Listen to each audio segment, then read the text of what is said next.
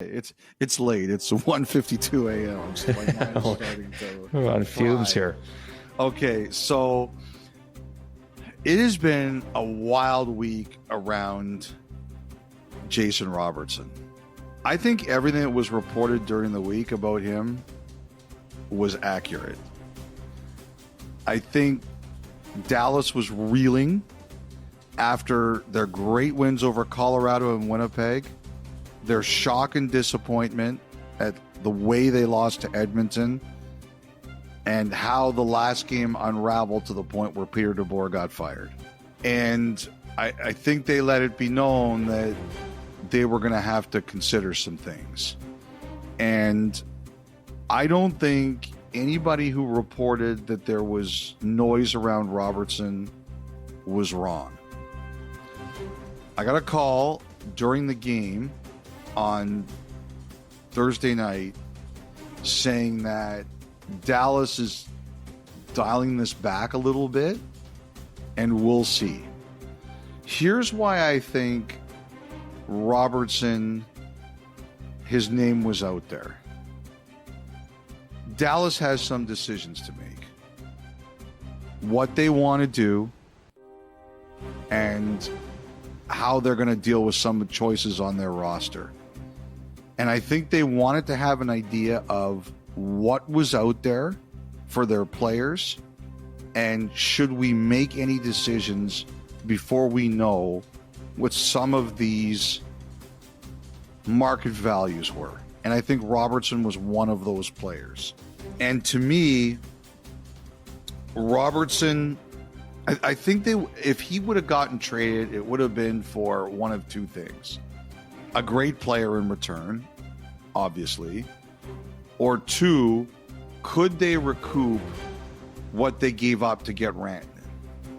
Which would allow them to get draft picks, maybe get a good young player, replenish themselves, and either keep all that and use because they're really good at drafting and developing, or maybe move it for something else. Whatever. I think there was two things. That was, A, do we get a great player for him? Or B, do we replace what we lost when we acquired Rantanen? I think there's also the question of what's his next number going to look like? Does Dallas feel that his next number might not be a number they like? Well, judging from what I'm hearing on Thursday night, I think Dallas is prepared to find out what that number is. Can they make a deal with him?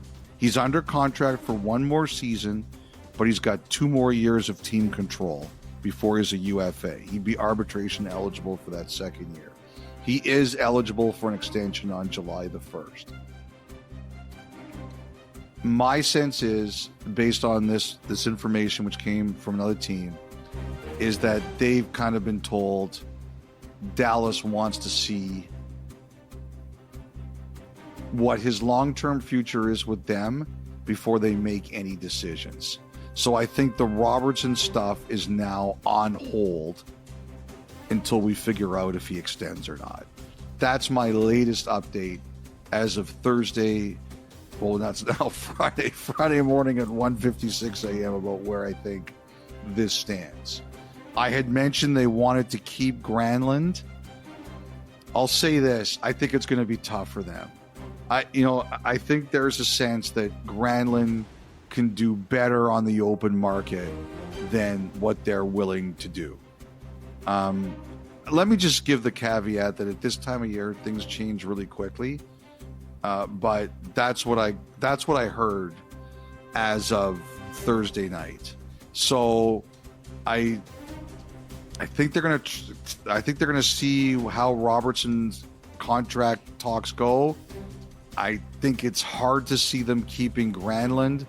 I still think they want to try to take a run at Duchesne. I don't know what the chances are.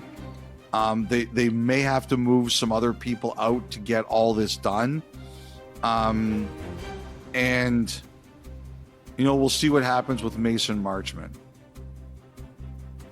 We'll see. But that's the And the other thing too is a coach told me tonight, because I went on NHL Network, which we air with Catherine Tappan, Mike Rupp, and Jason Demers, and I said that Alain Nasreddine has a shot at that job, and if Nasreddine gets it, maybe Neil Graham, the AHL coach, joins the staff as an assistant.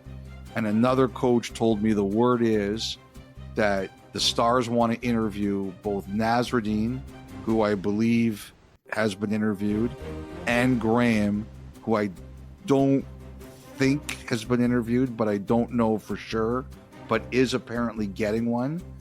I think Neil wants to talk to his two internal guys. And I don't know if there's anyone else internally. I don't know. But I think he wants to talk to his two internal guys first and then see where he's going.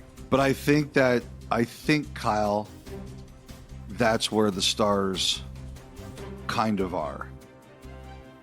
Like I said, I checked with it. A team called me. They said, I think the Robertson stuff's being dialed back. And I checked with another team and they said, yeah, they think so too. Which, of course, means we'll drop the pod at 9 a.m. Eastern on Friday morning, and he'll be traded at 9:01. Yeah, exactly. And it was just kind of a strange year for him too, right? Like, it was slow start. You know, it probably cost him a spot on the Four Nations team. Then he really got going. Then he got hurt. Slow initially coming back in the playoffs. And then, you know, he ended up kind of being the lone guy for Dallas that was finding it offensively against Edmonton as things kind of crumbled there.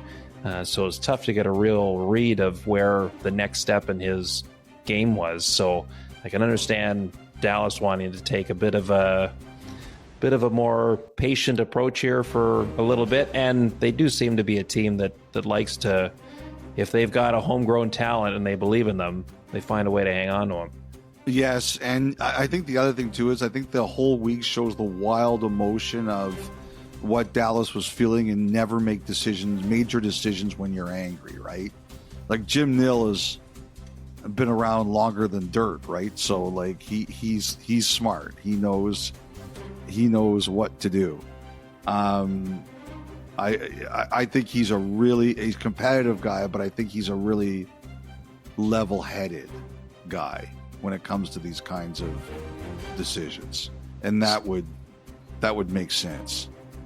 Certainly does come across that way whenever you listen to him publicly. All right, a couple things before we move on to Pittsburgh here and stuff. Jonathan Toews. Sounds like it's a couple teams here. I think Winnipeg's in there. I think Colorado's in there. You know, it's interesting about Colorado. I was talking to someone